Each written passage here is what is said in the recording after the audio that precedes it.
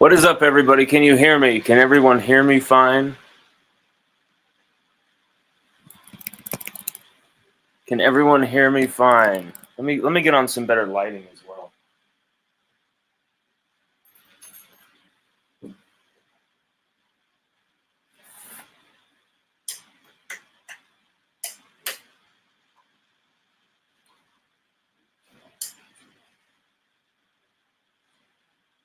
There we go. There we go.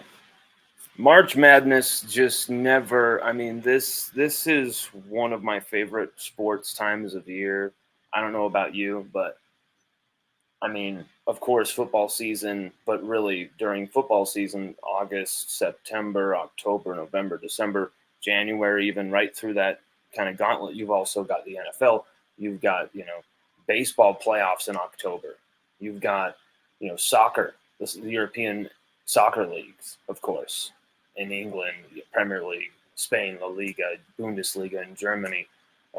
Just incredible entertainment. The Champions League, of course. You've got just a wealth of all these sports things going on in the fall and into winter. It's a great time of year. Basketball season, of course. The basketball season for me really I don't really pay attention to it, even though it begins all the way back then until March, because this is when it gets intense. Especially, you got March Madness, of course, all through March, early first week of April, usually the championship game. And then the playoffs, NBA playoffs are right just, a few more weeks into April. April 20th, April 21st is usually the start date for those playoffs. And this year will be, I think, no different as well. So this is when basketball tends to really heat up. And you saw LSU women's basketball, Kim Mulkey and company, trying to repeat as national freaking champions. Angel Reese, Flaugier, they're joining with Haley Van Lith, some other, a bevy of new arrivals, and a few new transfers, but a lot of the same cast of characters that won the national championship for Kim Mulkey and company in LSU last year, led by Angel Reese, of course, who's SEC Player of the Year, been dominant. And, there's been a lot of shoe deals for these girls as well. These women are getting shoe deals.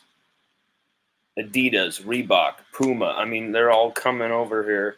Nike, I believe, as well, was one of them. Haley Van Lith, Angel Reese, Flozier. I can't remember who all got the shoe deals. You guys can all correct me on that.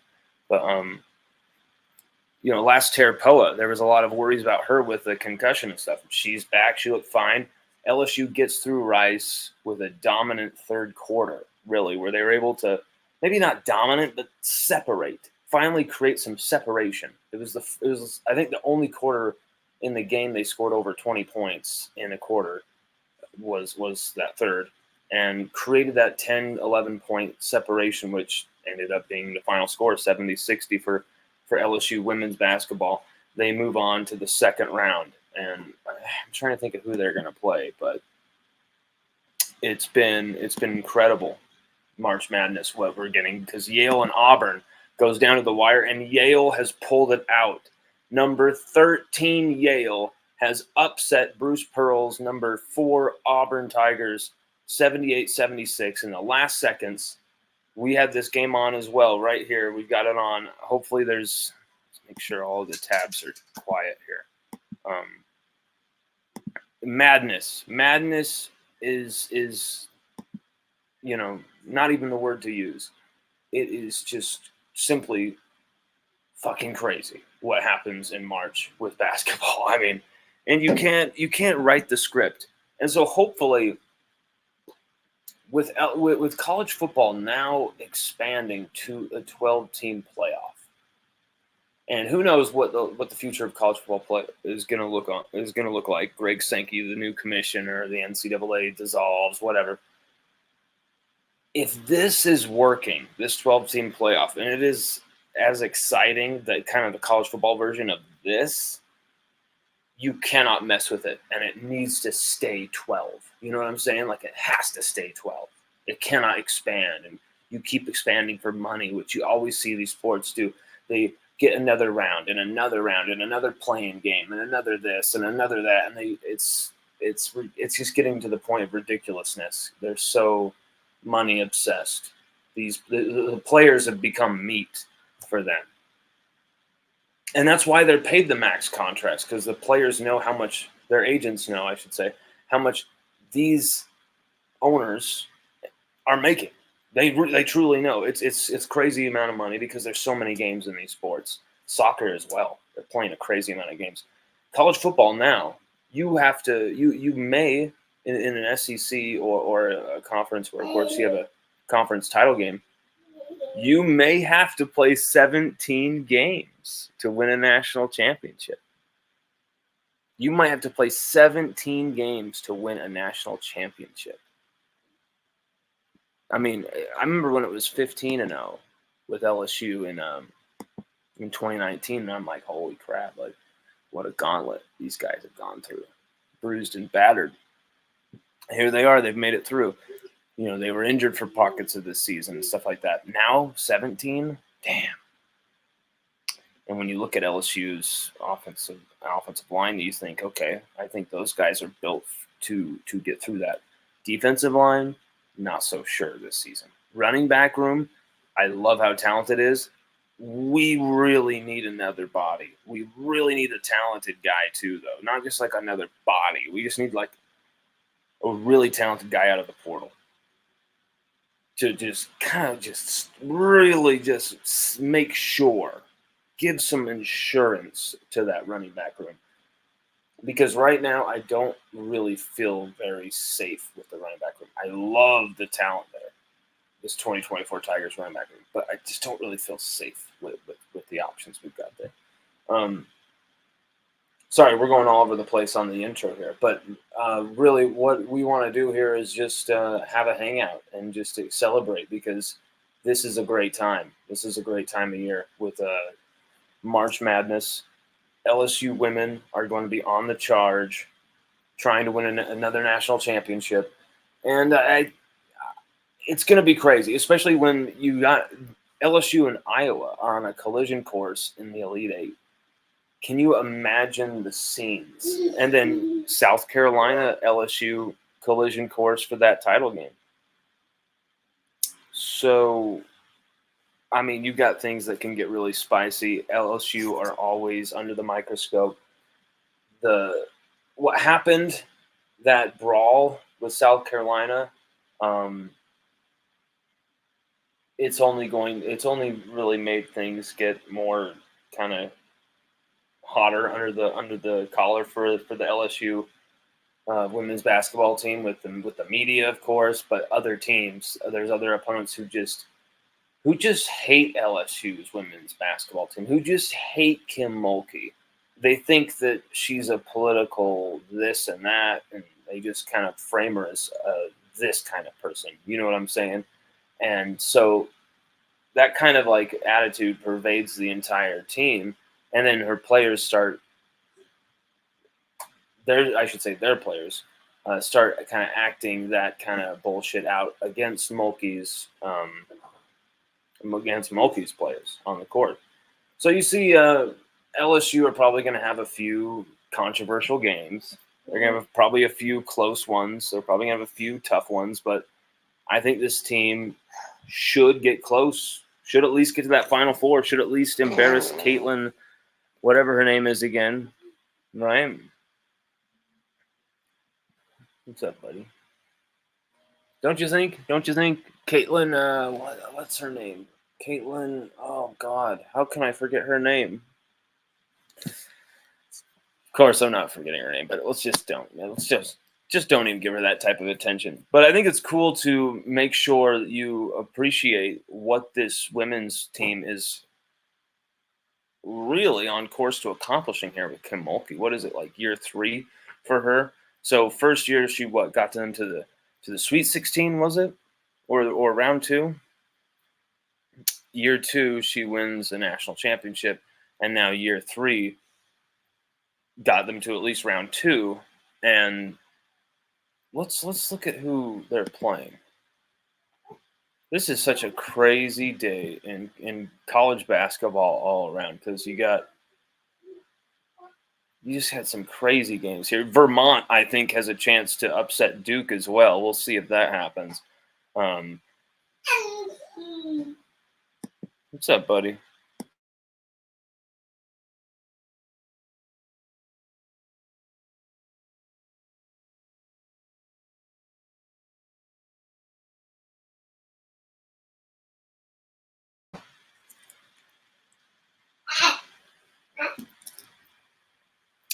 Anyway, yeah, we'll keep our eye on that because that's always exciting, and it's hopefully that hasn't been blaring audio in the background this whole time. I hope to God not. I don't think it has, but we'll get to some of the LSU stuff we wanted to discuss. Wow.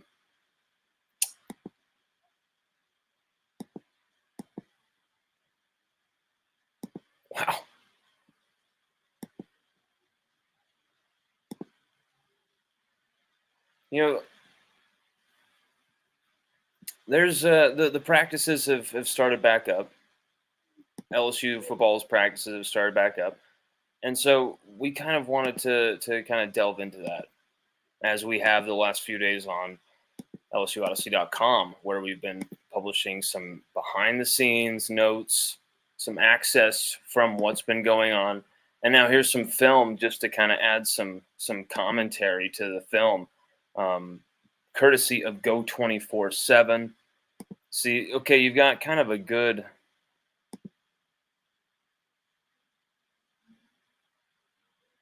I mean, you can see all the players right there, basically. And I love these type of shots because if you're a real nerd like I am, and you really want to make sure is everybody there, is who looks like what, you really just want to make sure your team's on the up and up, but also just how guys are looking. And I love moments like this where it's a very simple thing, but you as an analyst can really get kind of gauge the team all at once, basically. Even though they're missing a few guys, there's going to be more guys coming in the summer, but it's still just I love shots like that. And here you go, the linebackers and defensive ends. It seems mixed together because you've got Prince Malbrew is right there. And now you got Devon Keys, who looks really compact right here. Number 42. And then here's West Weeks. Who's that? Christian Braithwaite, 44, I believe. Yes. There's Ryan Yates. Once again, Ryan Yates practicing in this kind of role where it's like an edge star linebacker role. So he's playing a star role here from now on, it seems. He's practicing right there.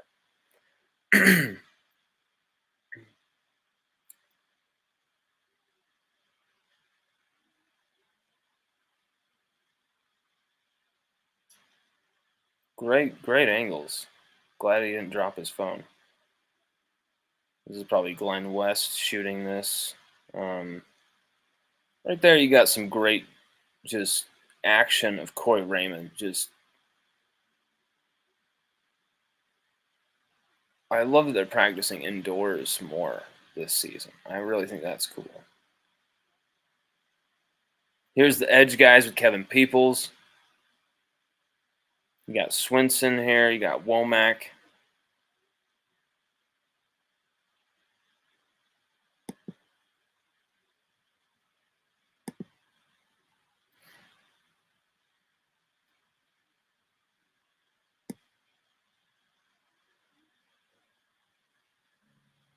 That was Collage Cobbins right there. Savion Jones, 35, of course. Jackson Howard.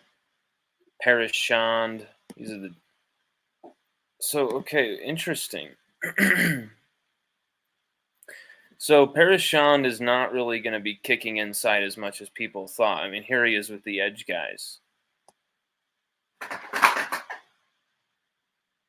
So you got Parashon right there. You knew kind of like all those other names would probably fit there. Savion Jones, once again, another guy that everyone said was going to get kicked inside. I thought that would really not make sense for his skill set. He is a pass rusher, damn it.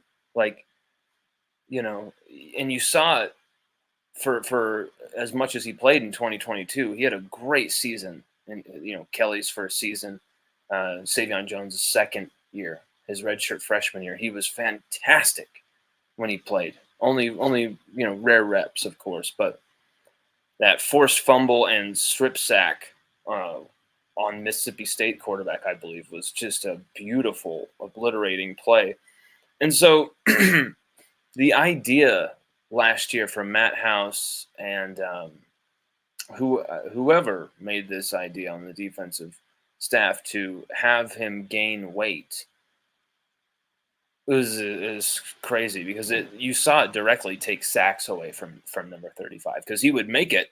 He would beat his guy physically. He could do that. He could physically dominate his guy with grace, with suave ease. But then he didn't have the speed anymore because of that just excess weight and just not being used to that he would just miss just a little bit on these sacks. You had all these sack opportunities, all these pressures that we would get. LSU's defense would rack up the pressures in some of these games, but we had piss poor, like 8 sacks between all of our defensive linemen, including, you can even throw in the edge rushers and just call them defensive linemen as well in that equation. Just guys who, basically their existence is predicated on stuffing the front in the trenches and sacking the quarterback and disrupting the backfield. Edges and defensive line, throw them all in the same mix here. It was piss poor, crazy numbers for LSU. How many sacks we had last year? It was just nowhere near close enough. And so you got a guy like Kevin Peoples, this crazy dude right here, this pirate man, a Broyles Award nominee, coaching your edge. What does that tell you? The Broyles Award committee were like, this guy has to get a nomination. And they're like, he's an edge rushing coach. And they're like, we don't give a damn. Watch what he's coaching these guys up to doing. And you're seeing a lot of Mizzou guys really getting some big time NFL draft shout outs. Some guys who are from this Blake Baker, Kevin Peoples, and Jake Olson Mizzou defense from last year that LSU and Jaden Daniels had a tough time with. These guys roughed Jaden Daniels up on some plays. They hurt Jaden Daniels. They really roughed his ribs up, right? Almost knocked him out of the game. I think they knocked him out for a few plays. And Jaden Daniels comes back in the game and takes him on. And that's just him being the Heisman winner champion. He should have been the champion at LSU, but just heart of a champion that Jaden Daniels is, just being better. But those Mizzou guys, that Mizzou defense, damn, weren't they impressive? And Scott Woodward met with Blake Baker before that game, had a good hug, a good talk. He had to have been impressed.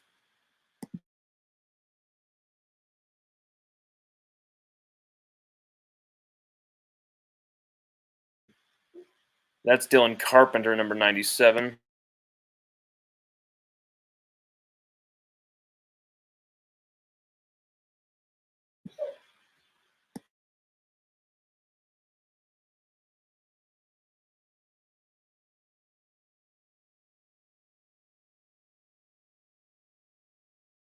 You can see some guys, 91, Jalen Thomas, 96, I believe. Wait, who's 96 now?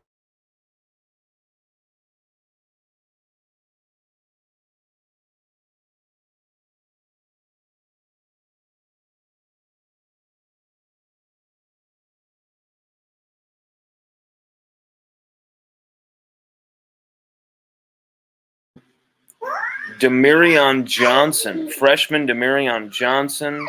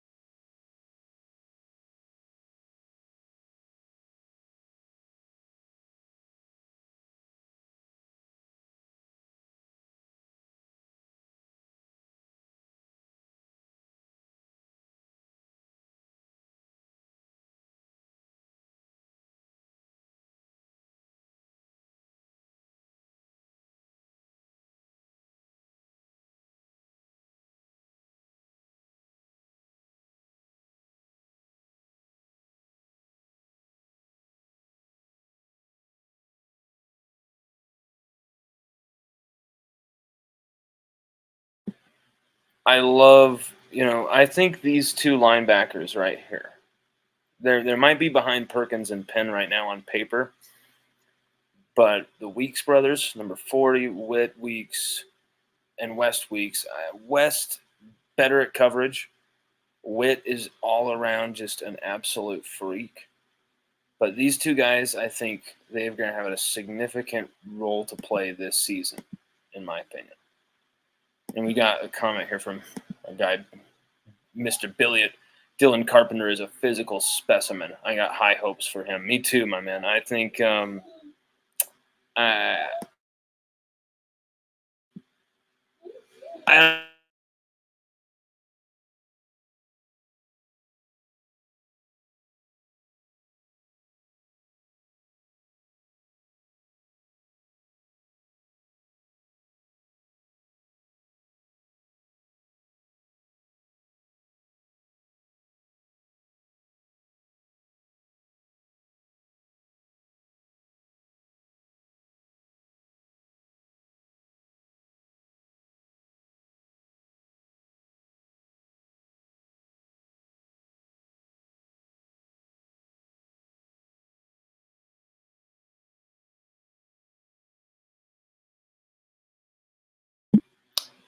he he just it just hasn't happened for him yet at LSU. Maybe it will. Maybe this is the season. Maybe this is the season it happens for Dylan Carpenter at LSU. I'm not sure, but it would just be a fantastic thing to have another guy on the defensive line who can actually move some guys around, play some imposing football, and actually kick some ass up front. Because I'm a little worried. You see the numbers right there: Jalen Lee, Kimo Macchianoli, 56, I believe. Dylan Carpenter, Jacobian Guillory, Demarion Johnson, freshman, Deshaun Womack. Really like what you see from him. You love what you got from the edge. You love what you got coming off the edge. And Parashand, I don't know if he's really an edge guy, but whatever. They can put him wherever they feel like necessary is the best to get him out of him. But just like our buddy Bruce here is saying, are we screwed at D line?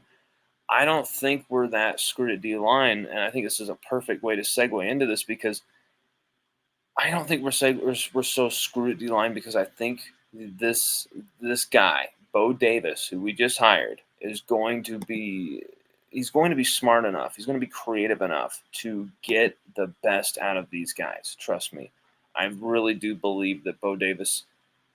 He's going to maybe move some guys around. He's maybe going to do some shuffling. He's maybe going to do some work on the portal, on the portal trail, getting some graduate transfers out of Texas. Whatever he feels he's going to have to do to improve the defensive line, he's going to do that. And he's going to be able to work in concert with Kevin Peoples coaching that edge and Blake Baker coaching the team. And that's what's great is all these guys seem to have had time together as coaches. Corey Raymond, Blake Baker, Jake Olson all coached together on the LSU staff in 2021. And then you've got Blake Baker, Kevin Peoples, Jake Olson all coaching for multiple years at Mizzou. I believe it was 2 or 3, something like that. And then you've got, just all these guys. Bo Davis hasn't coached with any of these guys to my mind, but they're all known to him and well versed and wanting to coach with this guy for a long time. We now get him at LSU, and it's very exciting. So I mean, there's going to be no issues there with him. So it's maybe we're not as solid as offensive line. Maybe we're not as everything looks so perfect for the future with recruiting as we are the offensive line with Brad Davis. But damn it, Bo Davis is going to get us to that point. It may not be in 2024. We may not have the most dominant defensive line in the SEC in 2024.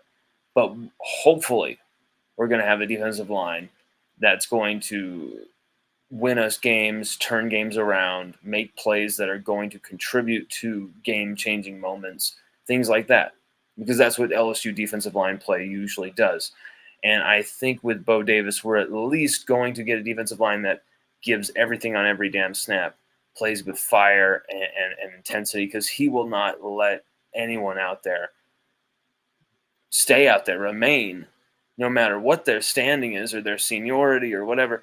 Just like Matt House used to, he completely unlike Matt House used to. I should say, um, he will get them the hell out of there. He'll get them right off that field. And so we're very excited about having coaches who are going to play most likely the right players. And if they make a mistake in the lineup and they find that out, and it's quite clear, like say, playing a certain linebacker over Whit Weeks, everybody, knew it was quite obvious.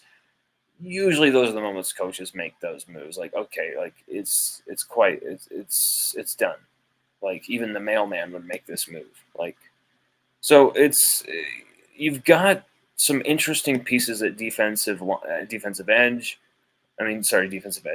defensive end at edge, and some at defensive line, interior defensive line, that could be intriguing pieces like Sean Washington, Gabe Relaford. But Gabe Relaford is more of a defensive end, not a defensive tackle, I should say. Still, you've got to get somebody in there, just like running back, for me to feel really secure, and not just one guy. You got to get a few top guys. And from what I'm hearing, some stuff is going to go down in the portal in May, June, that is going to knock your socks off.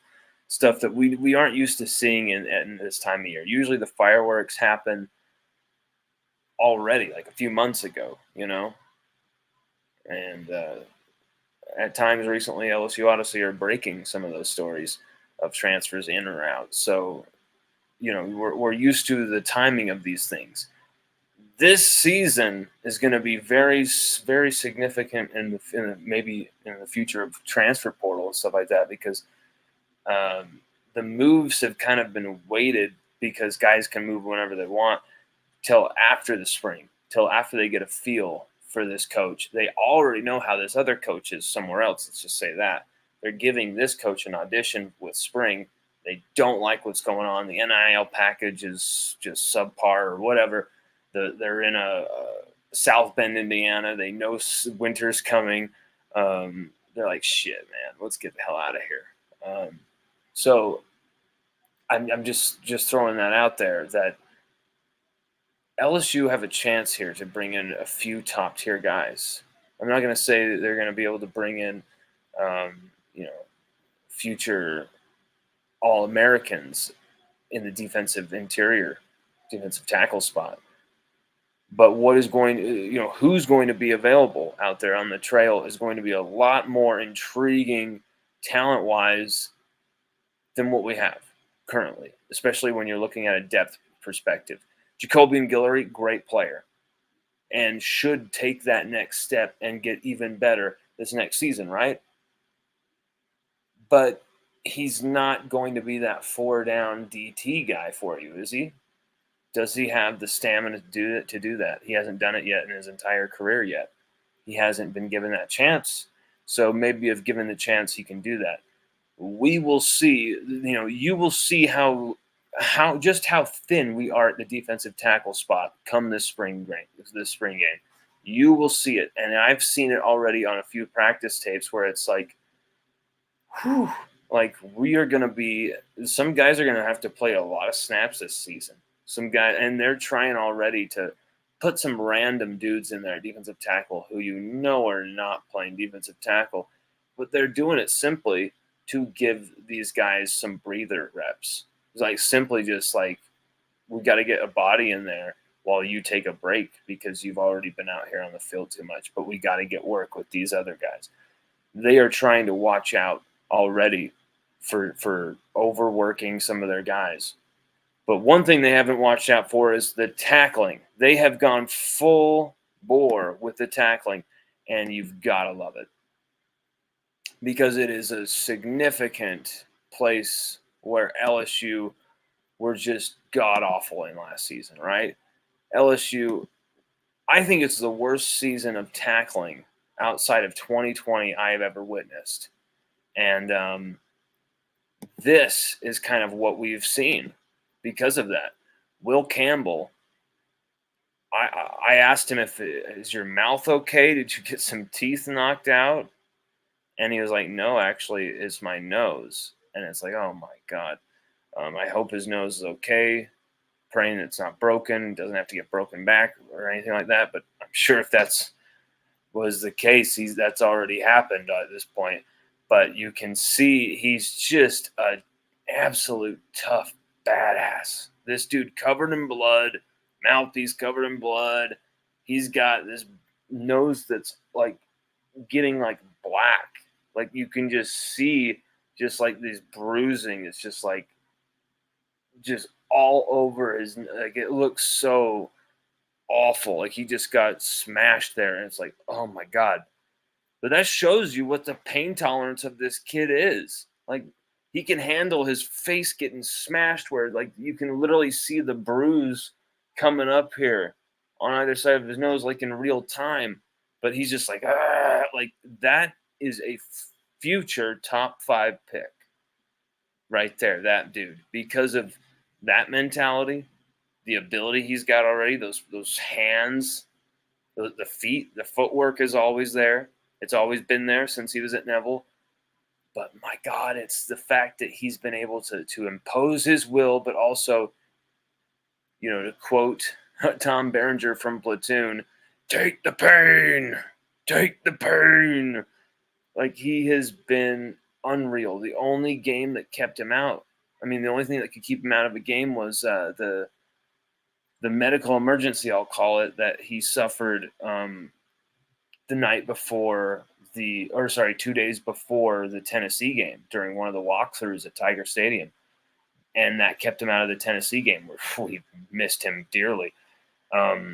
Missed a lot of things that game, but Will Campbell would have made a big difference. I'll tell you what, we understood that the next week when he was there for the game against Florida and was SEC Offensive Lineman of the Week as a true freshman, a week after suffering a medical emergency that is very painful that I myself have gone through. And it's like, dude, you now are SEC O-Lineman of the Week. Like this guy, we are lucky to have Will Campbell. I mean, but this shows you right here and now. This shows you that they are ready to be physical as hell this season. And they're letting them tackle. They're letting the tackles fly in. They may not be showing you a lot of this stuff with some of the official cut-ups of LSU football that they're showing out there. But there's some hitting going on. There's some cracking going on. There's some popping going on. There's some hits going on. It hasn't been to the ultimate where people are trying to go out there and it's you or me, we're gonna kill each other, you know, type of insanity. It's been that right, just that perfect mix where some serious hitting is going on. Guys are knocking the shit out of each other, but it's done in the right way where guys are able to get up, everything's fine, dust it off, and you're good. There's been a few little how should I say these knocks? I'll use the British soccer term for a little injury, a knock. He picked up a knock. There's been a few knocks here and there for some guys, but overall, as you've seen also with Will Campbell in his nose, there's been some.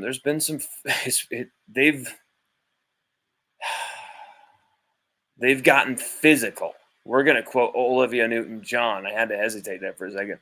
They got physical. Physical. They want to get physical. Let Blake Baker talk. Let that man, Blake Baker, talk.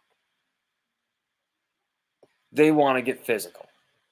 They want to get physical in 2024. And we're all for it, aren't we? We're all for it because LSU, for far too long, have been atrocious defensively, embarrassing defensively. piss puke defensively. And it hasn't just been last year, as historically poor as it was, or the Bo Pelini 2020 year where he'd rather be at Geno's eating his like millionth filet mignon pasta and salivating over the olive oil, covering his face in the olive oil, having some weird dark night of the soul. Um, it, he did that more than coaching. That was an absolute abomination. It was like being forced to watch the ending of Inception, where that van keeps going over and over into the river. You actually have to you're tied into a chair and have to watch it over and over and over. Like, that's what that shit is. And it's it hasn't just been in 2020, it hasn't just been last year. We were bad for games in 2021 where it embarrassed us in front of the nation, like against UCLA. Just terrible. And then 2022, we let a Shane and Texas A&M rush for what, over 300 yards on us. Ole Miss rushed for over 300 yards on us in 2019.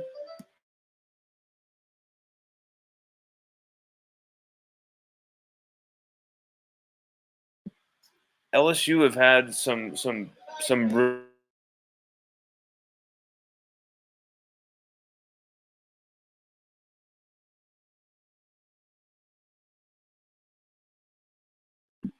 LSU have had some really bad defensive moments over the last few seasons. Some bad ones, some stinkers. There's also been some moments where LSU have shown up.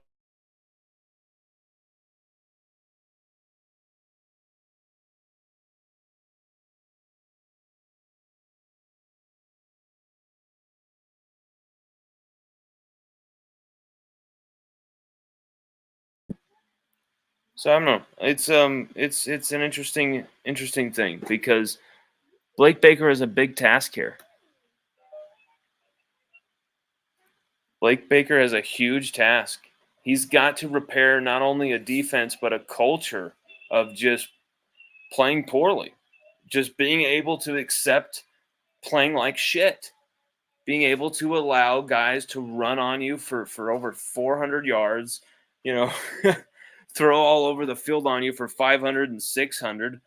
We let KJ Costello have a 620-yard passing game in Tiger Stadium the game after we won a national championship. Like, what kind of drugs was Bo Pelini on? He ran that cover 2 Tampa 2 bullshit scheme over and over and over.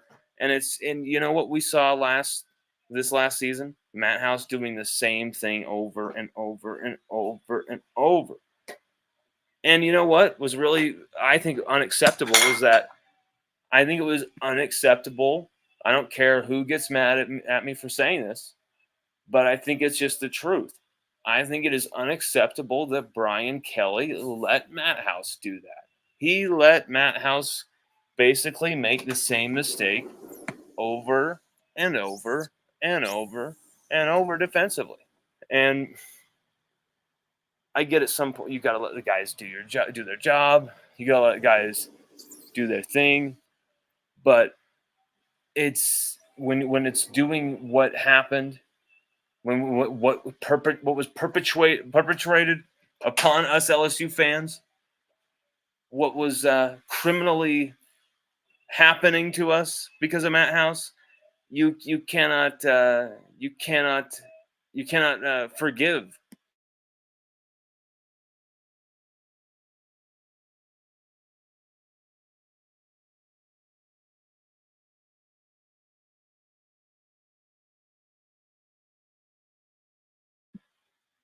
So I mean, like, it's there's been some games where and here's the thing too. A lot of the guys who are kind of the core veterans of this defense are guys who've been through the wars of this stuff. They were there. Sage Ryan's been on the team for what, 3-4 seasons now. Jacobian Guillory, this is what, his 4th or 5th. I mean, yeah, his 4th. He's been here since 2020. Came in with Jaquelin Roy. Those guys are supposed to be the DT Bash brothers of that time. it's of course Greg Penn the third. He's been here since what, 2021. He's already been coached by Blake Baker. um, you saw a big turnaround though in 2021 at the last half of that season defensively, when Coach O it was obvious he was going to be gone. The announcement was made, and you finally saw, oh my God, how am I forgetting his name? Probably my son.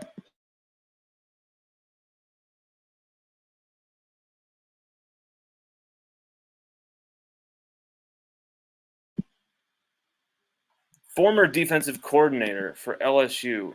Oh, this is killing me.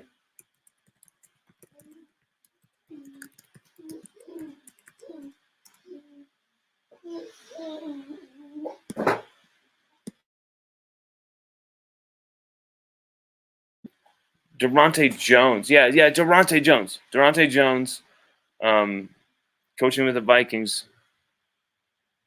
But when we hired him, Durante Jones, when you finally saw that 2021 defense being, Coach O was not able to meddle with the front anymore, just having a stupid base front four that was obviously going to get picked apart at some point and just would never change it.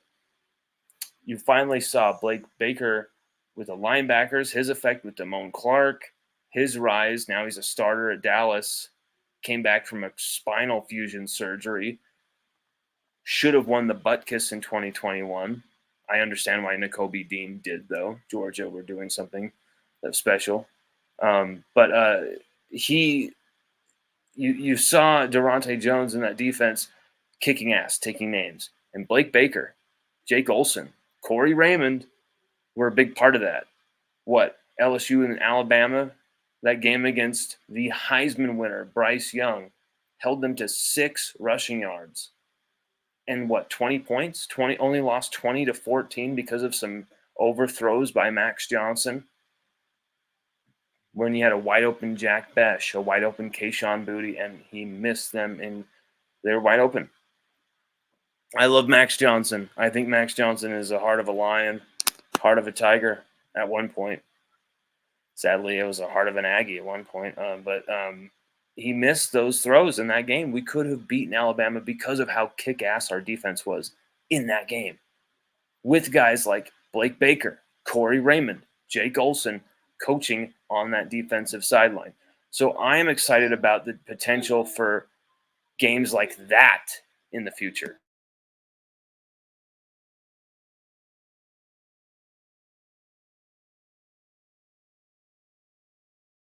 Here's the safeties.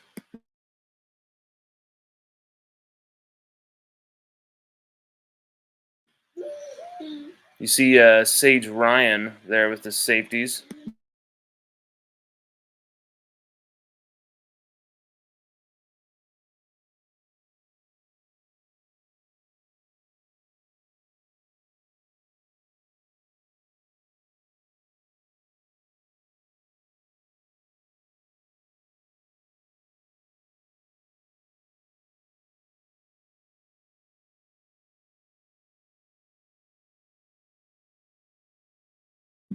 Is Malachi Lane the next Josh Williams? I mean, I don't think that's going to happen this season. I don't think that can be replicated. Josh Williams did something that's really special.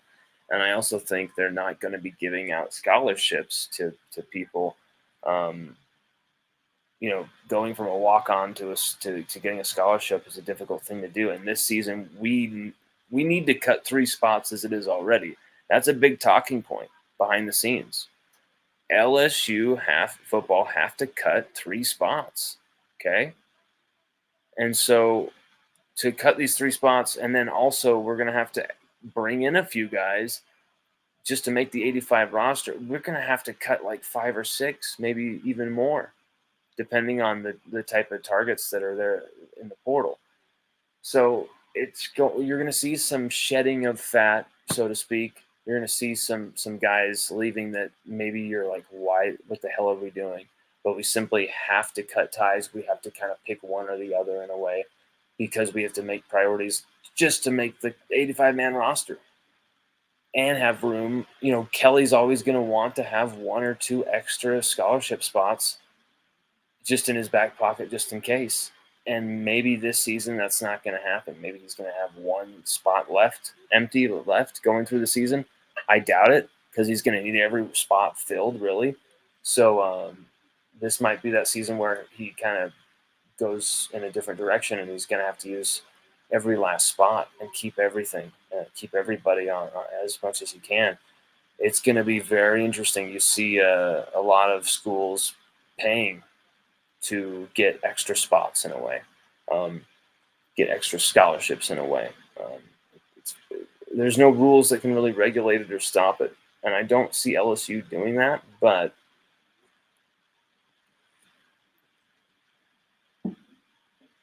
it's interesting. It's interesting.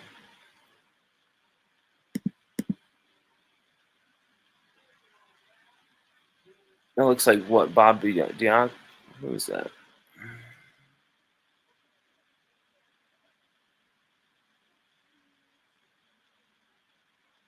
Some work with the corners, right?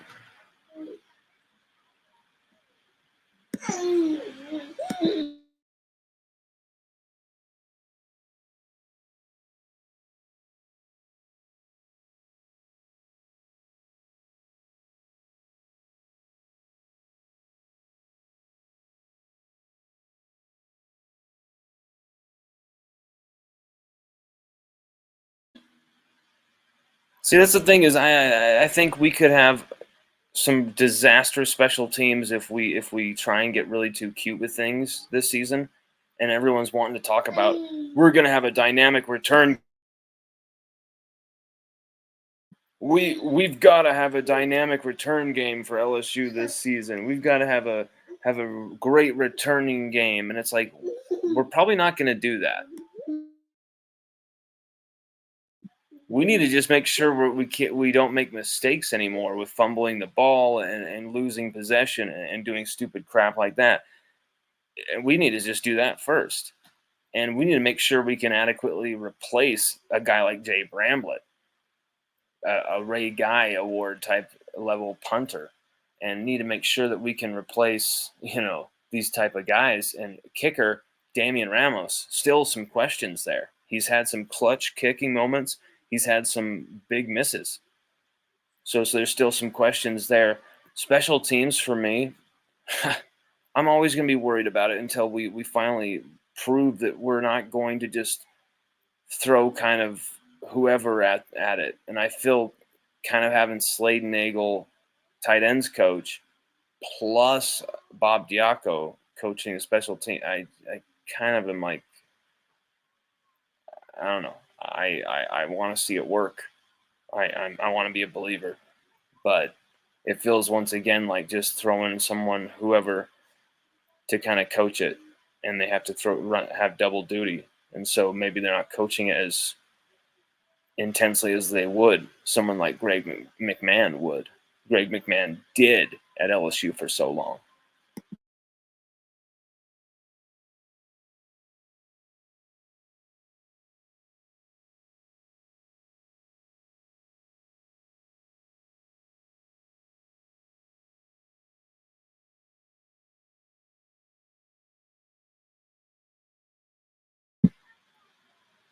Cole Adams, our buddy King Cole, says, I think Frank Wilson will find us a couple of serviceable running backs in the spring portal. Maybe Diggs or Kane. What do you hear, Lon? Those guys returning. Um, One, I don't even know if that's possible for them with the whole needing to get waivers type of stuff. Two, yeah, I'm very, I don't know, I'm leery about saying anything about those guys coming back, because that's kind of just, there's some things that need to be figured out first with that. But you know, obviously LSU are going to be looking for top talent. LSU are going to be looking for the top guys, of course, of course. LSU are going to be looking for the best of the best that are out there. There's no getting around that. Obviously, So LSU, if there's a top guy that's available, if that might be Logan Diggs, who led the team in rushing last year, and I'm surprised he's not with us this year. If he's available, Louisiana native, why not go get him? I don't know why he left. And I think he's leaving because he knew he wouldn't be that guy. Because there, once again, you got Caleb Jackson, you've got Noah Kane, you got Trey Holly, who hopefully will be clearing his name here in the next few weeks or however long it takes. Got some mac and cheese on your face, and LSU will be able to have a really deep running back room because we've got three or four walk-ons additions, some of whom I'm actually thinking could actually contribute to the team, looking pretty damn good. Malachi Lane is another guy I continuously forget about, but a lot of fans, including someone already mentioning him here on this show earlier, a lot of people love Malachi Lane. Who was it who mentioned that earlier? Chris Melder was the one who did. So running back is a position I've said I'm worried about. I'm excited about as well, though, because I know what Caleb Jackson can do. He could be the most explosive back in the entire SEC. If we give him the opportunity, and behind this offensive line, are you kidding me? You telling me that he doesn't have a chance to do something special? That's ridiculous, especially when he did something special last year. He had, almost 800 all-purpose yards, scored 4 touchdowns, over 300 as a freshman, was spinning past people. It wasn't just that he put up numbers. It was how he did it. He spun over people. He ran people over. He stamped them into the fucking ground. I mean, the dude was like scorched earth. The dude was vicious. Caleb Jackson is he's the type of Tiger you want to see playing for you. He's the type of guy you want to watch. He's the type of guy I tuned into watching for LSU when I was a young guy. Kevin Falk, Darius Geis, Fournette, Jeremy Hill. I mean, the Nick Brissett. The list goes on and on of great LSU running backs. Clyde Edwards-Helaire, Jacob freaking Hester.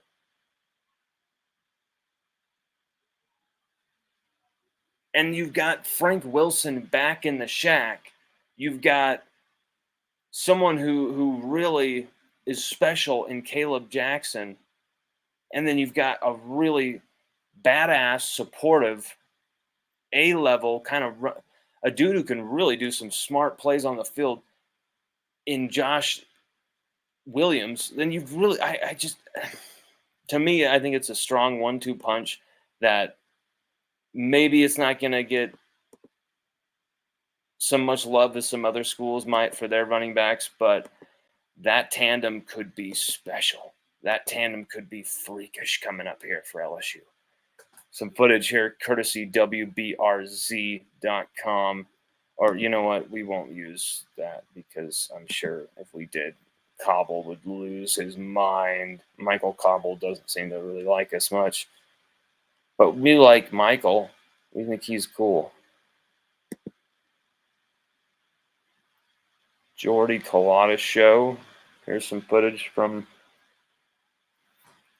one of his kids that he sends to go film it. That's the opening run through. Ooh, okay, yes, this is some good footage here. Got Swan, Nuss, Ricky Collins. Okay. Yeah, I remember this footage. This is some good stuff. You get to see kind of how guys move and just kind of, it's very vanilla. This is not going to be anything that's going to show you what our offense is going to look like next year. But it's just good to see, like, that's going to be the offensive line. That's going to be that receiving core, the potential receiving core. Mason Taylor at tight end. You just have a good feeling about Nuss. It's very inspiring to be an LSU fan right now. maybe inspiring is not the word, but I feel inspired. Cole Adams, King Cole says, my takeaway from Penn and Sean interviews, because Greg Penn III and Paris Sean just barely did media availability. He says, my takeaway from those interviews is the new defense will allow them to play fast. That means House made them play cautious. We're back to the LSU standard of defense. Exactly. Actually attacking the ball. And there might be mistakes in the game. You might give up a few plays. But it's not going to be every single damn play. It's not going to be allowing 40-plus points every game, because you're going to be knocking the shit out of people.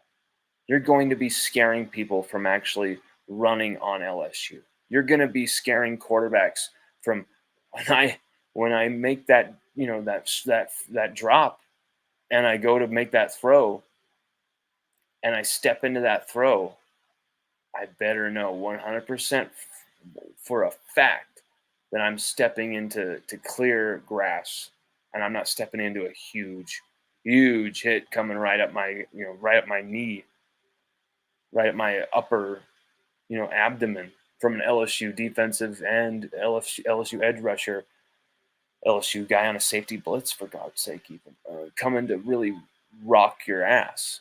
And that's what LSU standard defense is. And I think Blake Baker can get us back there. In fact, I know he can get us back there. It's just making it happen. It's just, is it going to happen in year one, where maybe we're short on depth at certain spots? Maybe it's not the right team at the right moment to be able to do that, right? Maybe all these excuses. I don't buy any excuses with this team. This team, when you have an offensive line of this capability, when you have a quarterback like Garrett Nussmeier, you have the coaches you do on defense. You are LSU football. You have the players you do, top to bottom. Depth, lack of depth be damned. Caleb Jackson, a freak. You've got those receivers who have endless talent. The ceiling for some of those receivers is crazy. CJ Daniels, Chris Hilton, Kyron Lacey. Some of these guys could be number one guys at other schools. And these guys are like what's left behind after Malik Neighbors and Brian Thomas Jr. have left? I don't know. The best tight end room in LSU history. You got a guy like Tradez Green who's coming to campus, who isn't even on campus yet, and he could evolve into the most enticing, most reliable target for Garrett Nussmeier this season. He could be the guy because he's such an unstoppable, athletic, specimen. 6'5", 255, runs like an absolute gazelle. This dude he's something otherworldly, Tradez Green. And he's going to be that hybrid tight end guy. And maybe that makes, a guy like Kamarion Pimpton one of those guys who is going to fall on the sword in a way with the whole, there has to be a number of cuts for LSU here. We've got to cut some scholarships. Maybe Kamarion Pimpton's one of those guys. Because simply, you think about the tight end room, maybe we've got one too many guys there.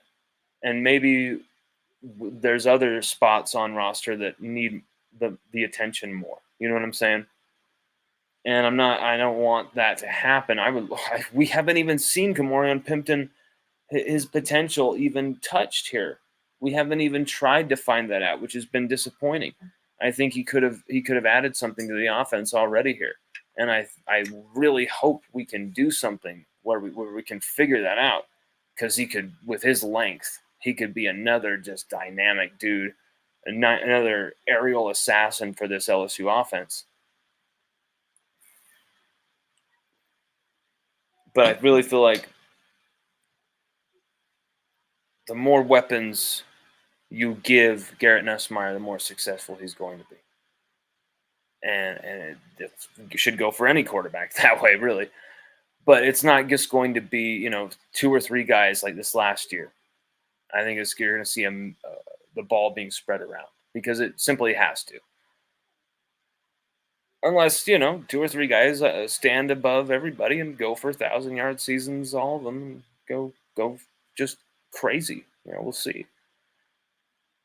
The offense is settled.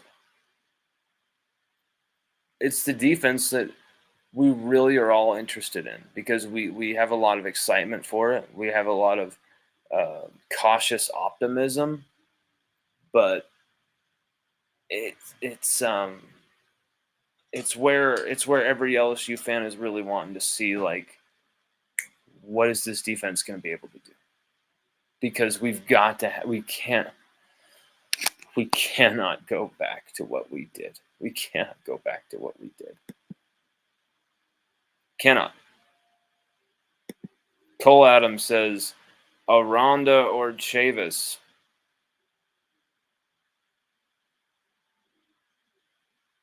What?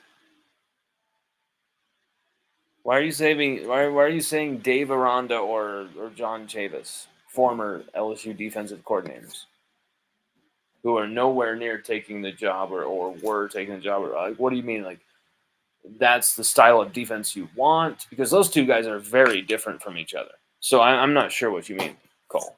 I'm not really sure. Chris Melder says, thoughts on NIL being used in place of scholarships. I think it's crazy. I don't know what the hell that's about. I think that is one of those things that is way over the line, is so pay to play. It is the worst thing possible. College, it's supposed to be about the development of young minds. It's supposed to be about, maybe you kind of party and go crazy and whatever, but it's supposed to be about you kind of finding yourself in a way, kind of getting into the adult world. When every last thing is about money, everything is a transaction. Every relationship is a fake transaction. What are you going to be at the NFL level? All right, what kind of teammate are you going to be? What kind of player on the field are you going to be? Because I'm telling you what, you reap what you sow. Antonio Brown, he could only be a jackass off the field so long and still be great on the field. It affected his gameplay in the end. At some point, it will. And so this type of stuff is just not good for kids. It's not good for schools. It's not good for anybody. I don't think it's the right way to go. It's way over the line. You've seen Ole Miss do this already. You've seen Ole Miss allegedly basically pay to play, having guys switch. And it's just so, even if you like looked at Nick Saban's comments to Congress and were like, Nick, come on, you're just too old, anti NIL, huh? Even if you were someone like that, you would still, in my opinion, look at this and be like, this is not it. This is way too far. This is why we need regulations, because there's just so many ways to take advantage of this Wild West craziness. The most creative mind wins in 2024. The most creative mind wins. The most creative mind gets rich. The most creative mind gets paid. The most creative mind gets laid. The most creative mind owns. The most creative mind absolutely usurps those dinosaurs ahead of them who'd owned the real estate before them. And there are many people like Lane Kiffin, who is just obsessed with doing this, and so he'll use NIL any way possible. Texas A&M, they were wielding that sword and that scepter for long before Ole Miss, but now Ole Miss are a huge culprit in taking advantage of every NIL leeway, bullshit, overlooked thing that can be taken advantage of. Cole Adams says, supposed to be like Diggs or Kane. I'm not sure what you mean.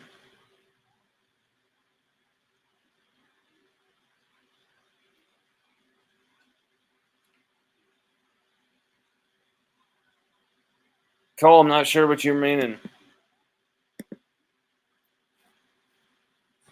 The name I was looking for was Durante Jones. Not a running back, buddy. I was looking for a defensive coordinator. Uh,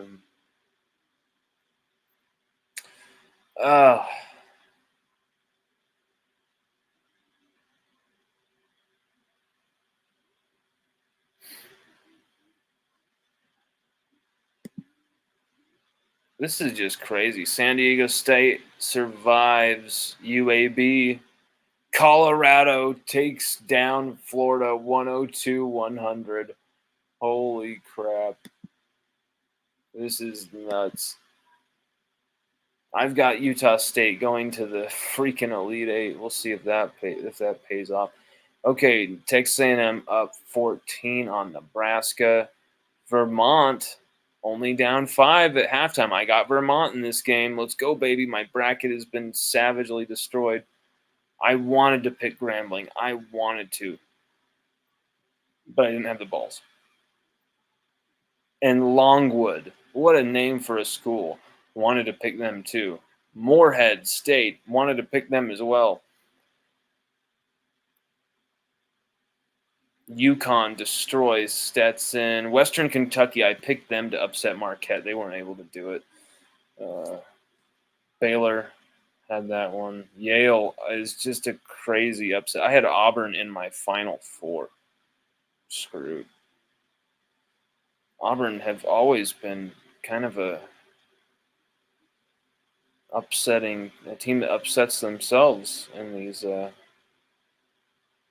except for that one year they made the Final Four a few years ago. Other than that, they've really let themselves down lately.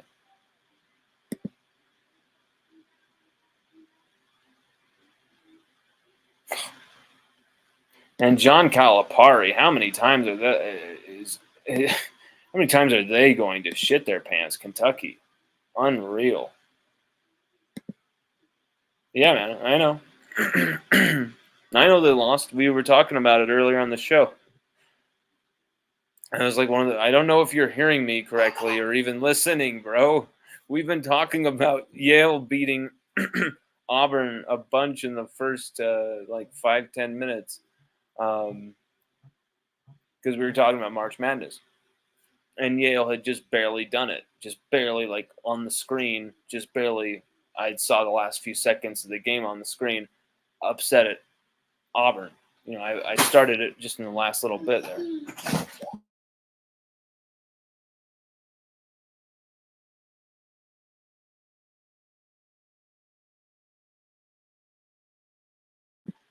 I just love March Madness, man. I just freaking love it, dude. I'm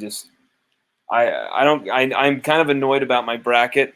You probably are too, I'm sure. I don't know. Maybe your bracket's damn good. Maybe your bracket's locked up tight here. But I feel like everyone's brackets are screwed here. Because all these, UAB, New Mexico, all these sexy picks just blew up in people's faces. All of the picks people were really sealed to. Kentucky, down after round one. Oakland. And no, not from California, from what was it, Michigan? Like, this is just crazy. I love March Madness. LSU women's on to the second round, 10-point win over Rice. I mean, we ate Rice pilaf last night, and we forgot about the Rice pilaf. She told me to turn it off, and she thought I did. I fucked up. I completely forgot about it. But it was still good, even though it was burnt on the bottom. The rest of it was actually still really good. And LSU ate that rice tonight. LSU ate that rice. They burnt the rice and then they ate that thing. So like it was a self-fulfilling prophecy, really. Burning the rice and then consuming, devouring. This is what you want to see from LSU. And who are LSU playing in the second round now? Let's see. Who are LSU playing now? Let's take a look. Let's take a look, and then I'm going to have to get off here for just a bit, for at least for the night. He's been very patient. He's been a very good dude, but we'll have to wait until tomorrow when he's going to be watched by, his mama will be here. Chelsea will be here, so I can sneak away for another show. NC State, Oakland will be a second round matchup. San Diego State, Yale, UConn, Northwestern. I've got Northwestern upsetting UConn in that game. Duquesne, Illinois. I had Duquesne. Colorado, Marquette, Washington State, Iowa State. Oh, Iowa State destroys South Dakota State. I had South Dakota State pulling it off. Wagner gets destroyed. North Carolina State, Michigan State. See, here's the thing. I've got Michigan State winning the entire thing. They look damn good against Mississippi State. But so many times, Tom Izzo's teams fool you after a very impressive second-round win. Then they fool you and just, shit their pants. It's been really tough with Tom Izzo because he'll make Final Fours, get to a title game out of nowhere. But then there'll be these wilderness years. I hope he pulls off another title win. I have no relationship or love for Michigan State. I just instantly had that vibe of just Tom Izzo. And I saw what type of team they are. And you saw what type of team they are. They're hitting threes all over the place. And that was against a tough Mississippi State team. That was a very tough draw for them to get. And now they get North Carolina number 1 in the second round. I mean, that's a shitty draw for them to get. But they're a 9 seed. That's what you're going to get. And if they pull that off, they might have a more easier game in the Sweet 16. But McNeese, Will Wade, we thought maybe he can pull off some magic against Gonzaga. They've choked before. Nope, Gonzaga cleaned their clock, 86-65. But Will Wade got McNeese to the tournament. They only lost 3 games all year. It was a very impressive season from Will Wade. And he's back in it, baby. He was in the tournament. He was back in it, baby. I just love to see him doing it. And I love what he did with McNeese. And hopefully he'll continue to rise. But hopefully he comes back next year with McNeese and they go to the Sweet 16. They go to the Elite 8. They pull off some crazy upsets, That's what I want to see him pull off with McNeese.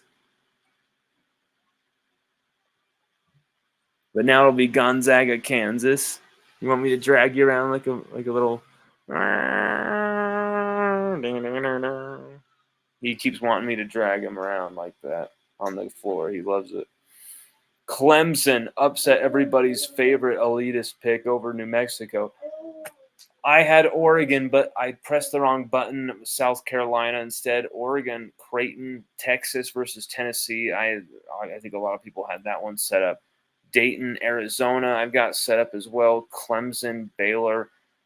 Some very interesting sides of this bracket. So many twists and turns, and it's still ongoing.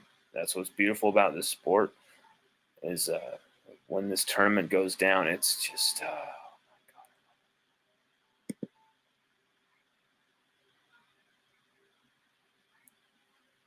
Let's see here.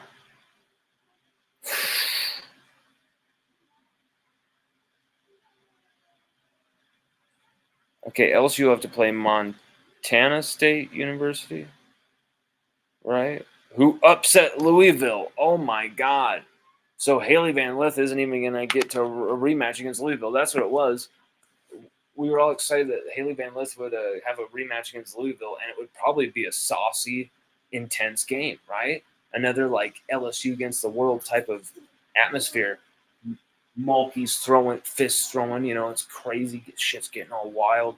Flo J's brothers, flying in on a helicopter, someone's coming in on a vine. It's getting crazy. But no, Louisville, wham, bam, thank you, ma'am. They're out of the tournament.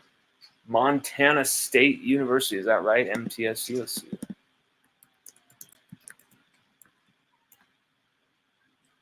Middle Tennessee State. That's what it is. Middle Tennessee State. Middle Tennessee State. Oh, my God. Love it. Middle Tennessee State.